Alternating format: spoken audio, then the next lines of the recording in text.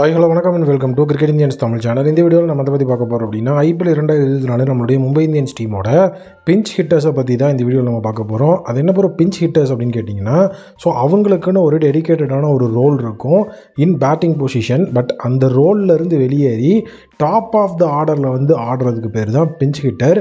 If suppose அவங்களோட batting roll number 10ல் இருக்குது, but டீமோட சுச்சுவேஷன் அவங்களாலையும் நல்லா பேட்டிங் ஆட முடியும் அப்படிங்கிற எபிலிட்டி இருக்குது அப்படிங்கிற டைமில் அவங்கள ஒரு நம்பர் 4ல் வந்து ப்ரொமோட் பண்ணுவாங்க. எக்ஸாம்பிள் இப்போ டெஸ்ட்டில் வந்துட்டு அந்த மாதிரி ப்ரொமோட் ஆகிறவங்கள நைட் வாட்ச்மன்னு சொல்லுவாங்க. பட் T20 சைடில் அது பிஞ்ச் ஹிட்டர்ஸ் அப்படின்னு சொல்லுவாங்க. ஸோ அந்த மாதிரி MIயில் பிஞ்ச் ஹிட்டர்ஸ் இருக்கிறாங்களா அப்படின்னு பார்க்கும்போது MIயில் லாட் ஆஃப் பிஞ்ச் ஹிட்டர்ஸ் இருந்தாங்க. ஃபஸ்ட்டு யாருன்னு பார்த்தீங்கன்னா நீகல் வதீரா. ஸோ நீகல் வதீராவை பொறுத்த வரைக்கும் டொமஸ்டிக் சைடில் அவர் வந்துட்டு ஒரு நம்பர் 4 நம்பர் 5 பேட்ஸ்மேன். பட் ஆனால் லாஸ்ட் இயரே நீகல் வதீராவை ஓப்பனிங் பேட்ஸ்மேனாக ப்ரொமோட் பண்ணி ஸோ நம்மளுடைய மும்பை இந்தியன்ஸ் அந்த பிஞ்ச் ஹிட்டர் அப்படிங்கிற ரோலுக்கு பிள்ளையார் சொல்லி போட்டு வச்சுட்டாங்க. ஸோ இந்த தடவை பார்த்தீங்கன்னா இஷான் கிஷான் இன்னுமே வந்துட்டு அவரோட ஃபார்முக்கு வராமல் தான் இருக்கிறார். ஸோ சப்போஸ் வந்துட்டு அந்த ஃபார்மோட சுச்சுவேஷன் ரொம்ப ஒரு ஓசனாக இருந்தது அப்படின்னா ஸோ கண்டிப்பாக வந்துட்டு நீகல் வதீரா மறுபடியும் இந்த IPL 2024 ஃபியூ மேட்சஸ் ஓப்பனிங் பண்ணுறதுக்கான வாய்ப்புகளும் ஹெவியாக வந்துட்டு அந்த இடத்துல உருவாகிட்டு இருக்குது. பட் நம்மளுடைய ஹிட்மேனோட அந்த ஒரு ரெஸ்பான்ஸ் அதுக்கு எப்படி இருக்கும் அப்படிங்கிறது தான் இந்த இடத்துல ஒரு மிகப்பெரிய கொஷின் மார்க். ஏன்னா இப்போ டோட்டலாக இஷான் கிஷானுக்கு நிறைய இன்டர்நேஷனல் ஆப்பர்ச்சுனிட்டி கிடச்சுமே அவர் வந்துட்டு ஏதாவது ஒரு ரீசன் சொல்லி அதை வந்துட்டு வேண்டான்னு சொல்லிகிட்டே இருக்கிறாரு, பங்கேற்க மாட்டேங்கிறாரு. ஸோ அந்த ஒரு விஷயமும் இந்த இடத்துல நம்ம வந்து கவனிக்க வேண்டிய ஒரு விஷயம். பட் பிஞ்ச் ஹிட்டர் அப்படின்னா கண்டிப்பாக MIக்கு ஃபஸ்ட்டு நீகல் வதீரா தான்.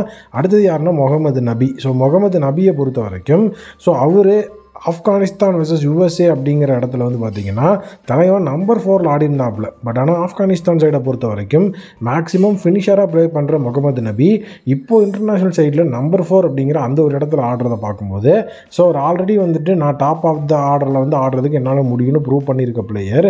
ஸோ இப்போ பார்த்தீங்கன்னா நம்முடைய மும்பை இந்தியன்ஸுக்கு சப்போஸ் முகமது நபியை நம்ம உள்ள ஸ்பின்னுக்காக ஆட வச்சோம் அப்படின்னா ஸோ அந்த இடத்துல கண்டிப்பாக வந்துட்டு அவர் வந்து ஒரு ஃபினிஷர் அப்படிங்கிற மாதிரி ரோல் தான் கொடுக்க வேண்டியது வரும்.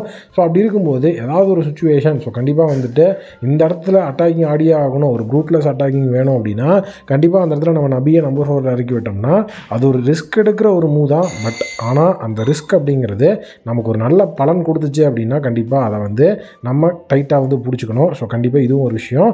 இதே ரோல் அப்படியே வந்துட்டு ஷெர்ஃபன் ரூதர்ஃபோர்டுக்கும் செட் ஆகும், அதனால் நான் தனியாக சொல்லலை. ஸோ அடுத்தது இந்த இடத்துல நீங்கள் எல்லோரும் ஷாக்கிங்காக இருக்கிறவங்க அது யார் அப்படின்னு பார்த்தீங்கன்னா ஸ்ரேயஸ் கோபால். ரீசெண்டாக வந்துட்டு ரஞ்சி ட்ராஃபியில் தலைவன் செஞ்சுரி எடுத்து அசத்தினாப்புல. ஸோ அவர் செஞ்சுரி அடிக்காத வரைக்கும் ஸ்ரேயஸ் கோபாலால் ஓரளவுக்கு டீசெண்டான ஒரு பேட்டிங் ஆட முடியும் அப்படின்னு தான் நான் நினச்சிட்டு இருந்தேன்.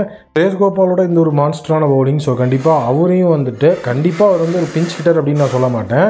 ஸோ டோட்டலாக வந்துட்டு அந்த பிஞ்ச் ஹிட்டர் அப்படிங்கிற ரோலுக்கு வந்துட்டு அவர் ஆப்டான ஒரு பிளேயர் அப்படிங்கிறதுனால ஸோ இப்போ வந்துட்டு ரவிசாய் கிஷோரை GT வேறு லெவலில் ப்ரொமோட் பண்ணி அவரை பிஞ்ச் ஹிட்டராக உருவாக்கி இப்போ வந்து டோட்டலாக அவர் தமிழ்நாடுக்காக ஓப்பனிங் பண்ணுற அளவுக்கு வந்திருக்கிறாரு. ஸோ அந்த மாதிரி ஸ்ரேயஸ் கோபாலை உருவாக்குனா கண்டிப்பாக அது எஃபெக்டிவாக தான் இருக்கும். ஸோ டோட்டலாக வந்துட்டு MI மேனேஜ்மெண்ட்டோட சைடில் தான் இருக்குது. ஸோ டொமஸ்டிக்கில் இந்த அளவுக்கு செஞ்சுரி ஆஃப் செஞ்சுரி அடிச்சிட்டு இருக்கிறாருன்னா அவர் கண்டிப்பாக நம்ம IPLலையும் கொஞ்சம் பீக்கில் பேட்டிங் கொடுத்தோன்னா அவரோட கரியருக்கும் அது வந்து செமையாக இருக்கும். ப்ளஸ் இந்தியன் பிளேயர் அப்படிங்கிறதுனால நம்ம டீம் இந்தியாவுக்கும் இது ஒரு பெனிஃபிட்டாக இருக்கிறதுக்கு ஃபியூச்சரில் வாய்ப்புகள் இருக்குது. ஸோ டோட்டலாக வந்துட்டு ஸ்ரேயஸ் கோபால் அந்த மாதிரி வந்து க்ரூம் பண்ணால் நல்லாவே தான் இருக்கும். ஸோ அடுத்தது யாருன்னு பார்த்தீங்கன்னா ஹர்திக் பாண்டியா. ஸோ மும்பை இந்தியன்ஸில் மீண்டும் இணைஞ்சிருக்கிறாரு. ஸோ இப்போது இந்த 2 வருஷம் அப்படிங்கிறதுக்கு முன்னாடி ஹர்திக் பாண்டியா நம்பர் 6 நம்பர் 7ல் மேக்ஸிமம் ஆடிட்டு இருந்தார். பட் இப்போ GTயில் வந்து பார்த்தீங்கன்னா அவர் அதிகபட்சமாக நம்பர் 4ல் தான் ஆடிட்டு இருந்தார். ஸோ கண்டிப்பாக இந்த தடவையும் மும்பை இந்தியன்ஸுக்கு ஹர்திக் பாண்டியா GT காட்டின மாதிரி மேலே நம்பர் 4ல் ஆடுறதுக்கு தான் வாய்ப்புகள் அதிகமாக இருக்குது. ஸோ அந்த ஒரு அவேர்னஸ் எடுத்து வச்சு பார்த்தோம்னா அப்போ ஹர்திக் பாண்டியாவுமே அந்த இடத்துல பிஞ்ச் ஹிட்டர் அப்படிங்கிற ரோலுக்கு தான் வருவார். ஸோ டோட்டலாக வந்து நம்மளுடைய மும்பை இந்தியன் சைடில் அதை எதுவுமே பண்ண முடியாது. ஏன்னா அவர் தான் இப்போ கேப்டனாகவும் இருக்கிறாரு. ஸோ அவருடைய சைடு அவர் என்ன சொல்கிறாரோ அதுதான் வந்து அந்த இடத்துல நடக்கும். ஏன்னா மேனேஜ்மெண்ட் அப்படின்னு எந்த ஒரு இடத்துலையுமே ஹர்திக் பாண்டியா எதுவும் பண்ண முடியாதுங்கிற லெவலில் தான் இப்போ MI மேனேஜ்மெண்ட் ஹர்திக் பாண்டியா எல்லாருமே இருந்துட்டு இருக்கிறாங்க. ஸோ அவருடைய பேட்டிங் பொசிஷன் என்ன அப்படிங்கிறத அவர் தான் வந்து தீர்மானிச்சாகணும் ஒரு விஷயம் இருக்குது. ஸோ சப்போஸ் அவர் நம்பர் 4ல் தான் நான் விளையாடுவேன்னு கண்டிப்பாக சொன்னார்னா சூரியகுமார் யாதவோட அந்த ஒரு ரோல் எப்படி இருக்க போது 1 டவுன்லேயே சூரியகுமார் யாதவ் வந்துருவாரா அப்படிங்கிற அந்த ஒரு விஷயம் எல்லாமே நம்ம டெசிஷன் எடுத்தாகணும்.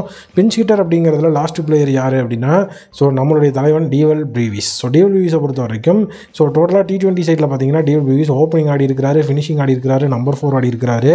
அதுவும் இப்போ நடந்துட்டு இருக்கிற MI கேப்டவுனுக்காக தலைவன் வெறித்தனமாக மாஸ்க் ஆடிட்டு இருக்காரு. ரீசன்ட் ஃபார்ம் அப்படிங்கிறது டிஎல் விவிஸை கொஞ்சம் ஹர்ட் பண்ணியிருந்தாலும் ஸோ கண்டிப்பாக டிஎல் விவிஸ் ஒரு கம்பேக் அப்படிங்கிற மாதிரியான விஷயத்தை கொடுக்கும்போது ஸோ அது மிகப்பெரிய லெவலில் வந்துட்டு பூஸ்ட்டாக இருக்கும். அண்ட் டிஎல் விவிஸ் வந்துட்டு ஆல்ரெடி T20 சைடில் ஓப்பனிங்கில் ஆடி இருக்காரு, சவுத் ஆஃப்ரிக்காவோட இன்டர்நேஷனல் சைட்லேயே ஓப்பனிங் ஆடி இருக்காரு.